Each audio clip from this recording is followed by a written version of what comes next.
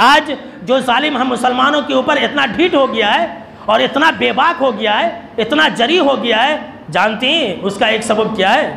उसका एक सबब यह है कि आज मुसलमान इख्तलाफ और इंतशार के अंदर है। आज मुसलमानों के अंदर मसलकी इख्तलाफात ज़्यादा है और सबसे ज़्यादा मसलकी इख्तलाफात हमारे इसी हिंदुस्तान के अंदर है।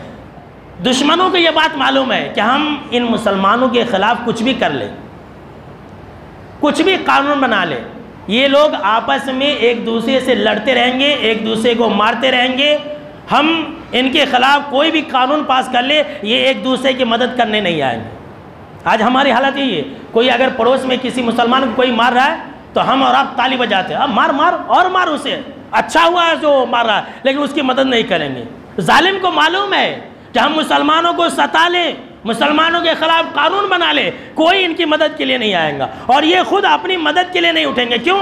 इसलिए कि ये मुसलमान आपस में एक दूसरे से आपसी इख्तलाफ इंतशार के अंदर फंसा हुआ है और आपसी मसलकी इख्तलाफ की वजह से ये आपस में सर फुटवल कर रहा है। ये जालिमों को मालूम है आज दुनिया के अंदर, हिंदुस्तान के अंदर कैसे हालात है और मुसलमान आपस में मसलकी इख्तलाफ में उलझे हुए हैं। तो अल्लाह का अज़ाब आएगा कि नहीं आएगा? बोलिए।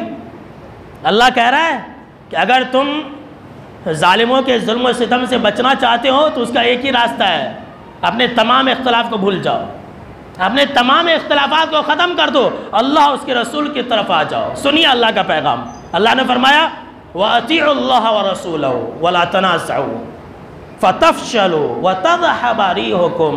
अल्लाहु अकबर। जैसा अल्लाह ने कहा था मेरे दोस्तों, आज वैसा ही है। सुनिए ज़रा गौर से इस आयत का तर्जुमा। अल्लाह ने क्या फरमाया कि ए ईमान वालो, तुम अल्लाह की इताअत करो और उसके रसूल सल्लल्लाहु तआला अलैहि वसल्लम की इताअत करो। वला तनाज़अू, आपस में इख्तलाफ मत करो, आपस में तुम इख्तलाफ मत करो।